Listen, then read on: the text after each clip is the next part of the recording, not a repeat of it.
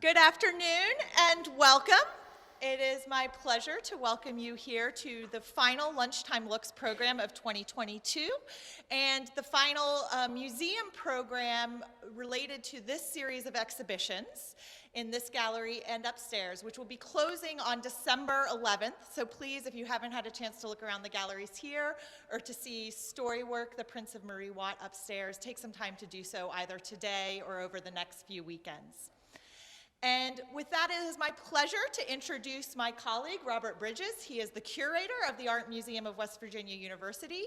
He has curated more than 75 exhibitions, both here and in the Maceros Galleries and the College of Creative Arts. He is co-editor of the book Blanche Lazzell, The Life and Work of an American Modernist. And it is this expertise that he brings to this presentation today, where he's going to talk about this exhibition devoted to Blanche Lazzell's time in the artist colonies of Provincetown and Birdcliff. Thank you, Bob. Thanks. Thanks, everybody, for coming. I appreciate it. It's a good crowd here. I also am noting that my co-editors for the book, Dr. Snyder and Professor Olson, are both here. So if my memory has a failing, I'm sure they will just chime in and let me know. What I would like to talk about first is the gallery here. We do these exhibitions. We call them encounters, and they are specific aspects of Blanche Lazzell's career. So we're able to kind of zero in and focus on one aspect of her career. So we've had several in this series. We'll have one more in January starting, but this particular one is on Lazzell's time in art colonies, which were the first one was in 1915 when she went to Provincetown, and the second one is in 1917 when she went to Birdcliff in Woodstock, New York. So one of the things that's terrific for us here at the museum to use Lazzell, we have a great collection of her work, but her career follows the trajectory of 20th century art. So it's very helpful to talk about things that happened in the 20th century as far as art goes and have examples, or say, here's someone who was local. She was born in Maysville. She graduated from WVU in 1905, and her career kind of traverses the early 20th century, early to mid 20th century, and makes connections with all of the movements in American art somehow or another. So to have these works in our collection, and then for the art historians and other people on campus to be able to look at them and see those connections, it's really terrific for us. So I mentioned art colonies. The first one is Provincetown. Lazzell went there, as I said, in 1915, but the colony had actually been in process or working as a working colony since the late 18th century. So, I'm sorry, 19th century. So, yes, yeah, my first help from Janet when her eyes went really wide. The person there that Lazzell went to specifically study with was the American Impressionist Charles Hawthorne. And he was there teaching plein air painting or painting outdoors. And so this Cape Cod School of Art is where he taught. And he emphasized color over drawing. And one of his quotes that Lazzell talked about was, "Don't bother about the object, but make spots of color against each other in relation color makes the form, is a quote from him. So already we're thinking about Impressionist art and the use of color, and stepping away from traditional art making and the more conservative side. So even though these paintings may look a little conservative to you, these paintings over here are from that time period in Provincetown. They are a little more envelope pushing, we'd say, for that time frame. And then let me say something about connections. This Encounter series is about connections that Lazzell had throughout her career, but to students out there that are always connected to everyone with social media, is that me? It is me. I knew it was going to happen. Did you? Sorry. Yes, if you'll please silence your phones. I forgot. Where was I?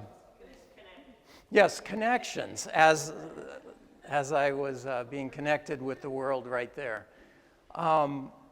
You know, so many students are just used to being connected with everyone. You have access to the internet. You can find out about anything happening at any time.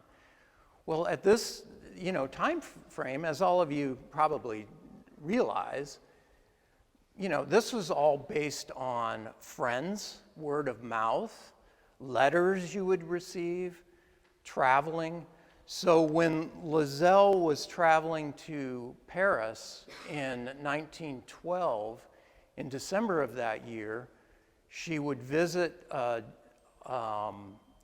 artist's studio in Paris, the American painter William Schumacher, and see his work. He would suggest for her to go to the Académie Moderne to study, because it was less out of the traditional academies there, and they were focusing more on modern art.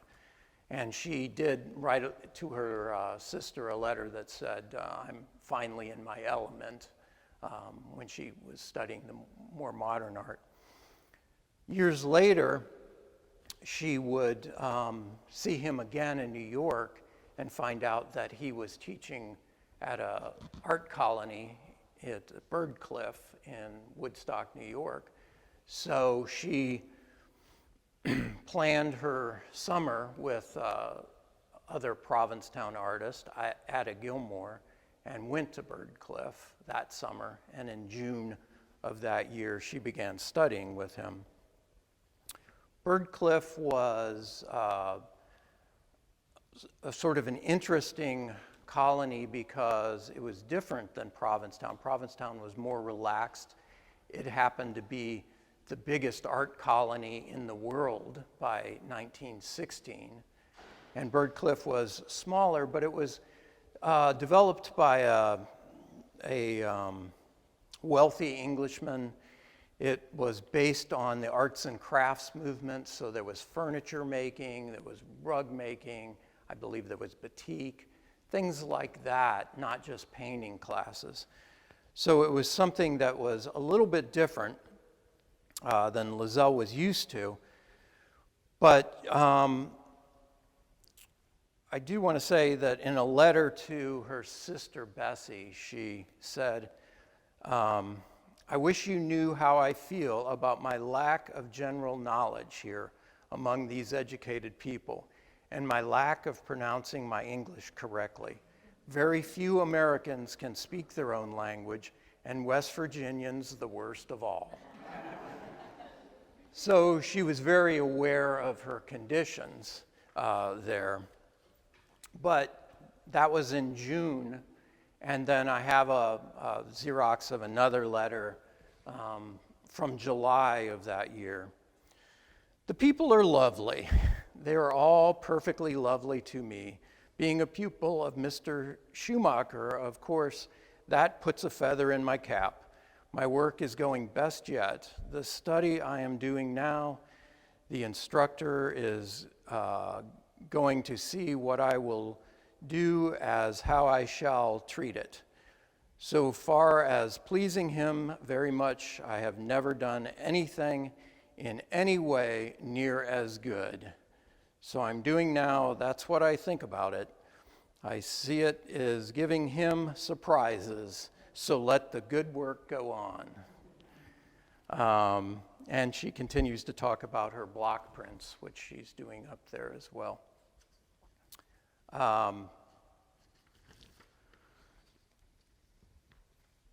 So which brings us to a particular work of art, which is what we're here to talk about, not just me talking about letters and her time here, but her work sort of switches dramatically from what she's doing, these plein air paintings in Provincetown, to a work like this, untitled piece,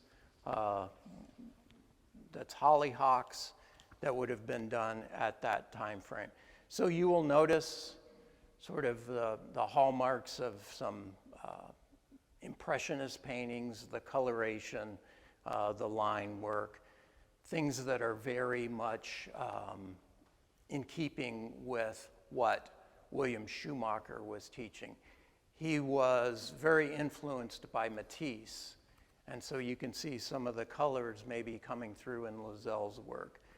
And these aspects of her work are things that, as I said, as you look at her whole career, they're building blocks and making her more and more interested in modernism and modern art.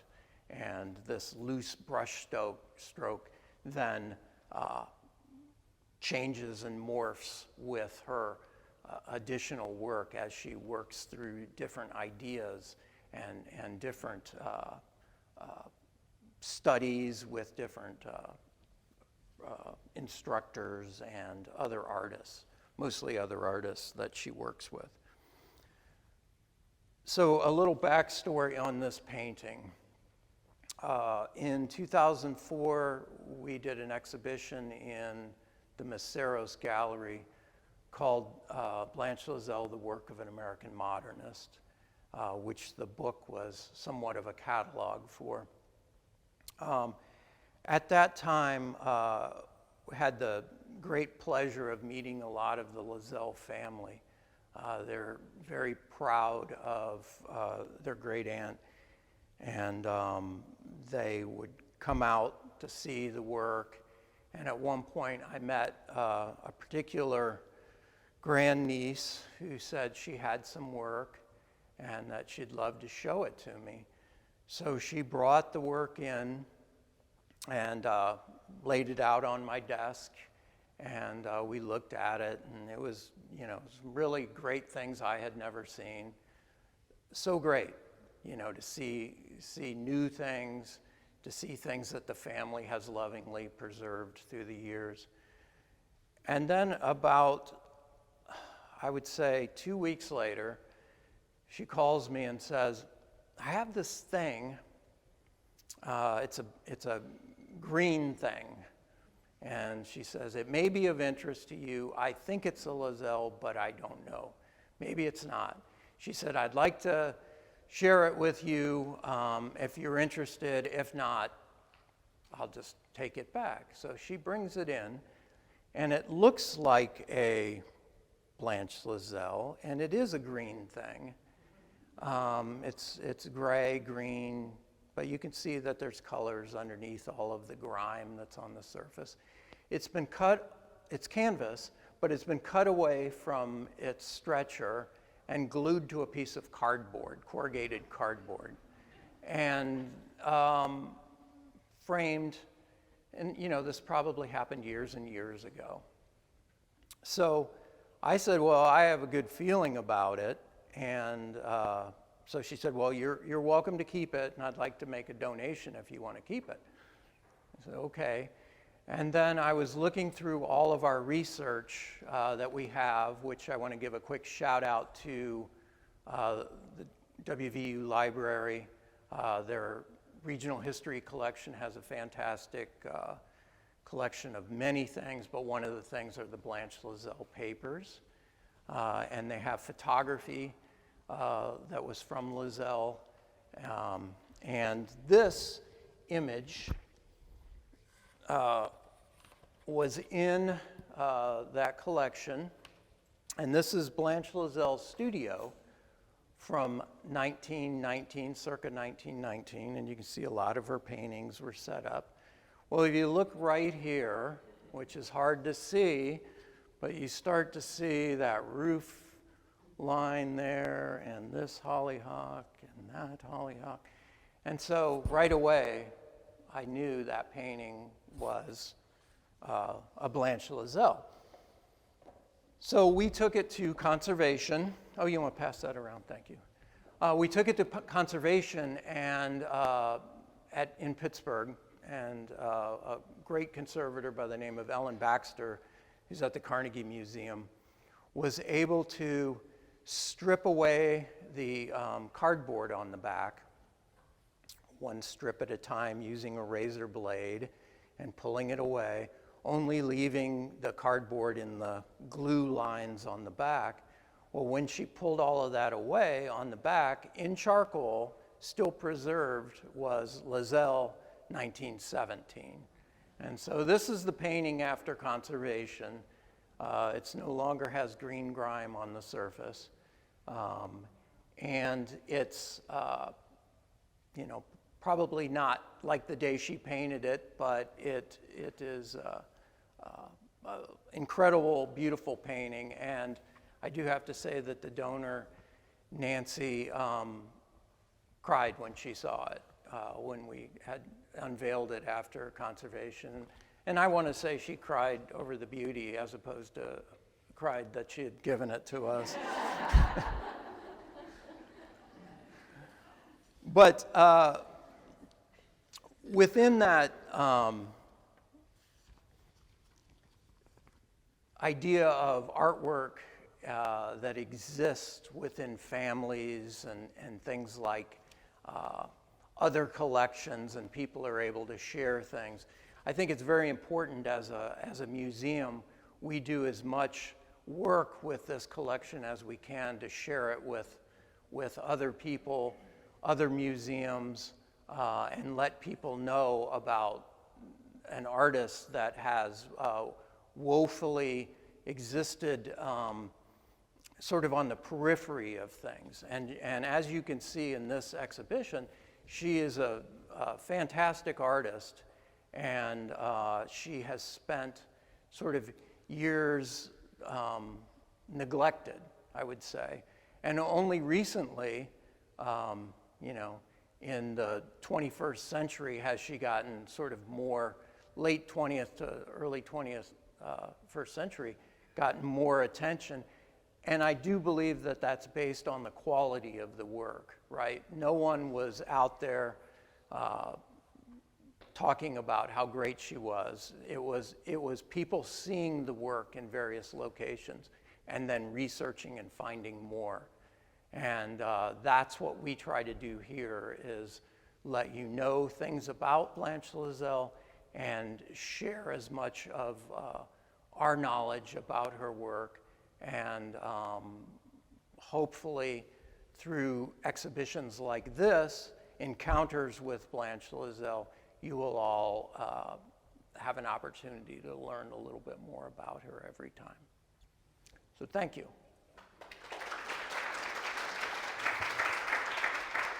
I believe we'll do questions now. So I think those of you who attended in November know we've kind of made the decision, because we are filming, to make it so that it's audible for our audience at home, to pass the microphone around if you have questions. So I will bring it to you as best as I can navigate if you have something you'd like to ask Bob.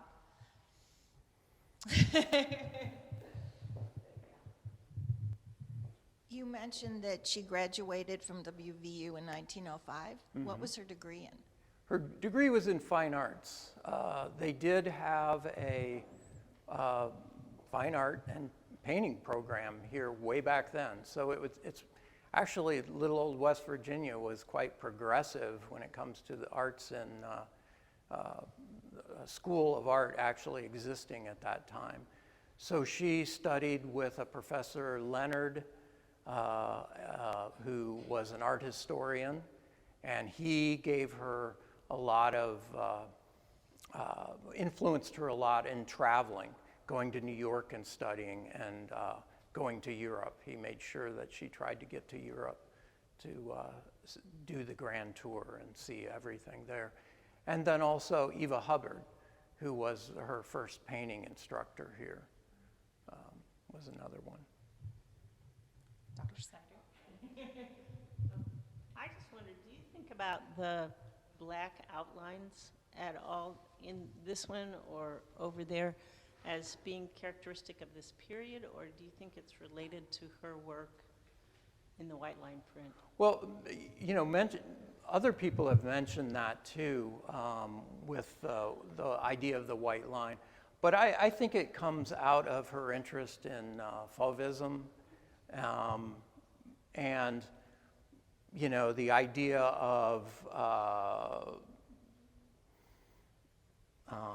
kind of highlighting things by using this outline. She doesn't stick with this very long, but it's interesting you say that, because it may also come into play later when she creates her white line woodblock print called Church Tower, which she not only did a white line print that would have that same outline in the cut, but then she created a black line block as a key block that printed over that. And it was not as successful, and it was the only time she actually would make one of those. But it might have been to kind of see how that plays out in one of her prints as well. Okay, any other questions? Yeah.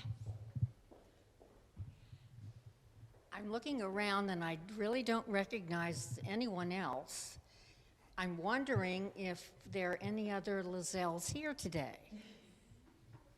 Anybody? Anybody? No? Well, I'm one. You are? I'm one.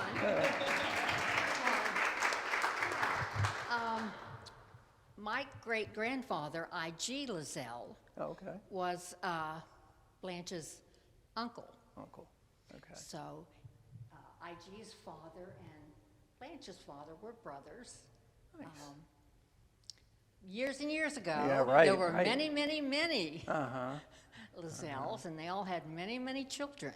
Mm-hmm. And so I'm thrilled to see everything that has been donated to WVU and all of the worldwide interest in her work. Yes, yes. I've spent a lot of time in the archives, reading her papers and looking through things. Yeah. And I brought 2 pictures today. Oh, nice. And I was hoping Becky Lazzell was here today, and she she's might not. tell me who Yeah. all of these people in the pictures are. But if I hand them to you, I bet you can identify Well, at least a few of the people. After the talk, we'll Terrific. talk and I'll look at them for you. Well, thank and you. I have something else to show you that Okay. is up in Pittsburgh. Okay. I appreciate it. Thank you so much and for welcome. coming. Thanks Yes, for welcome. coming. Any other? Yes.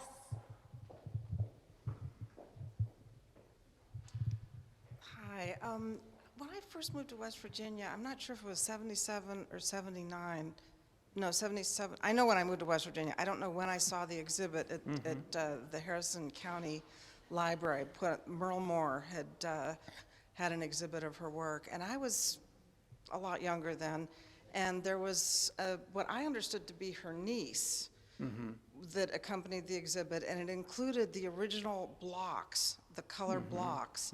And I can remember being in my 20s thinking, which of my sister's daughters are going to be doing this for me someday when I'm like good and gone, you know? Because 1977 or 78, Yeah. she was already gone a long time. And the woman presenting her work was not a spring chicken either. Right. So She- could you That probably would have been Frances Sellers, who was a niece, and she was one of the nieces that went to Provincetown in 1956 when Blanche passed away and cleaned out her studio. And when she did that, I've been told that several of the artists in town that were friends with Blanche would stop by, and so they would give a painting. Adolf Gottlieb, abstract painter, came by and he received a print. Hans Hofmann received some work. The Provincetown Art Association and Museum received one of her really great paintings. Other than that, everything was then brought back to West Virginia and distributed through the nieces and nephews and the grandnieces and nephews, all received part of the collection. And then Frances Sellers was able to keep quite a bit of it. And then there was interest in her work, and they would continue, so they were so proud of her as a painter to try to do exhibitions for her. So those original blocks exist somewhere? Oh, yes. And it's interesting that you bring up the blocks, because as woodblock prints go, you know, the blocks just become sort of whatever, right? Because if they're a black and white, of course, they're just black and they're almost impossible to read. And the white line woodblock prints, because of the way the printing process happens, which is layering of watercolors up, it absorbs into the wood over the 3 or 4 to 7 times she does a print, and they become beautiful objects in themselves. And that's why they began to be exhibited and now collected. And I do have to say that we were lucky enough to very recently get a block. So it's the first one of our color woodblock prints that we've been able to bring into the collection. And it is for her third woodblock print that she did from 1918, and it is entitled Graveyard, which many of you may have seen that we also have that print in the collection as well. One of the interesting things that some people don't know about those is the blocks is that they also use both sides of them, the kind of economy of, so we have that graveyard piece, and then there's a floral piece on the backside, right? Yeah, it's Purple Tulip is on the back side. Yeah, which will be coming into our collection really soon. Talk a little bit about her workshop on the ocean. Oh, so her studio.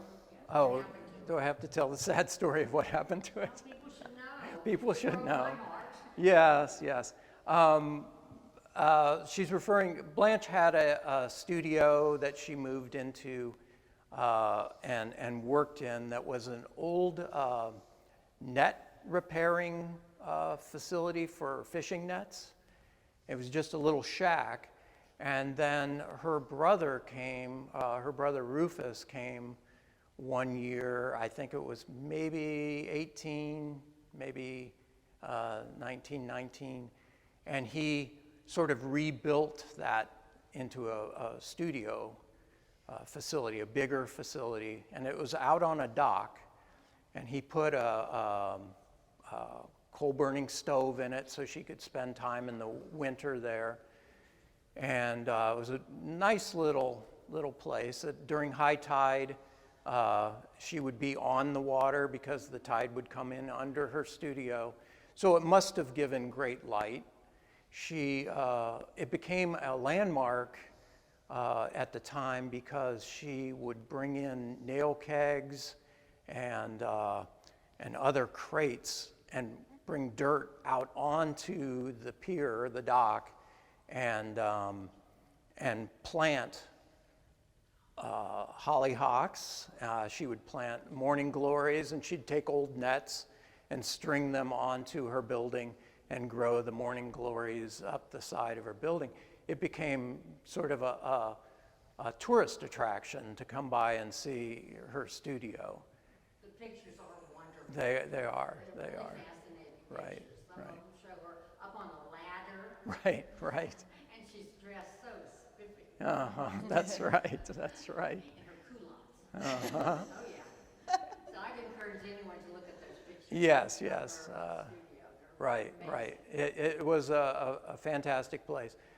As you know, you may know that Provincetown has changed over the years, and it's become, because it's so small, oceanfront property is very expensive, and you know, people are clamoring for various places. When that place was sold, it was either somehow there was lost in translation that her building was her building, and it was unfortunately torn down, and so a new building could be erected in that space. But I do have to say the positive thing that came out of that, an artist by the name of Michael Mazer, who loved Lazzell's work. He loved, he's a Boston artist, but he spent a lot of time in Provincetown. And he basically said this should never happen. You know, Provincetown has such a rich history of artists. We need to create a registry. And so they created a registry, they've created plaques, and you can walk around Provincetown and walk up to buildings and you'll see one of these plaques, and it will say how many different artists actually had studios in there, and it's quite amazing. And there is near where her house is, there's a pillar with one of the plaques on there that says, on this location was Blanche Lazzell's studio. All right. Are there any other questions? Yes, Christina. Professor Olson. Thank you, Bob. Great talk. And your last point in your talk about the legacy of Lazzell and sort of she's being kind of newly rediscovered now. And you say it's the quality of the work for sure that's making that happen, but I think we also have to give you credit. It really is the now decades of work you've done on her in the exhibits and the publications. I mean, you are the world's expert on this artist. I don't know. And proof of that is how you're consulted and the auction houses come to you for authentication of her works. Anyhow, just shout out to Bob. But following that point, as you say, museums are digging the works of hers they may have had in deep storage out. Doesn't she have a work up at the Whitney right now? She does have one of her prints is up at the Whitney. I think it's still up. 4 boats as part of an exhibition of modernist artists, and she's had another one up. Boston Fine Arts has acquired a big collection, a lot of woodblock prints. They have just an incredible collection of her work, and they really do, obviously because of this acquisition of this, they're taking her as a very serious artist. To be considered as one of their sort of regional artists, as we consider her, being from West Virginia, one of ours as well. Yeah, and I just wanted to ask if you thought surely that's only going to continue, that inclusion of Lazzell in the canon of American modern art? Well, yeah, we hope so, and you know, those are, you know, good examples, right? As we kind of rediscover that, surprise, surprise, there were more artists than just men working. And as you know, people do the research and find out about other artists that exist, I think a whole new light is being shown around the world, really, about other artists that were working, that were making work outside of the art historical canon. And Lazzell, I think, is just one of them, and hopefully she will continue to be recognized. And one thing I always have to bring up when I talk to the locals about Blanche is her work is here in town still, and we would love to see it. We would love to find out more about it, and we would love for some of those pieces that are in the attic that you don't even know are there to be rediscovered, because a lot of her work, she was a meticulous record keeper, and we know how many prints she made, and we know how many prints are out there. So there's a gap there that are possibly in your attic today. So thanks for coming out. There's another question. Okay. I have a question because 75 years from her death is 2031. Is the estate going to extend that copyright, or will it be open? I do not know about that. I do know that we get inquiries from time to time, and the family has been very, very generous with educational publications and museums that use likenesses of her work, and they do give permission if it's for educational purposes or not. But that's a good question, actually, whether they will follow up with that and see what they can do with that. Okay. Any more questions? All right. Well, I want to thank you all for being here. And as I said, we only have 2 more weekends of this iteration of exhibitions, so please enjoy. We're open from now forward till 6 p.m. today and through Sunday, and then next weekend, Thursday through Sunday as well. Please, if you haven't seen Storywork, The Prince of Marie Watt, make sure you get up there, a chance to see that. It's a really incredible exhibition. And then the museum will reopen on January 21st with a whole new complement of exhibitions. We will have very busy staff here de-installing and reinstalling. We'll have another chance to encounter Blanche Lazzell with her work for the WPA and the mural that she did for the Mon County Courthouse, which I know is a favorite, and that one's going to be back out on display. So please follow us on social media, sign up for our email list so that you get all of the notifications about openings and events like this so that we can see you again. And until then, we wish you a very happy winter season and a happy new year, and we'll see you in 2023. Thank you again to Bob. Sure. Thanks for coming.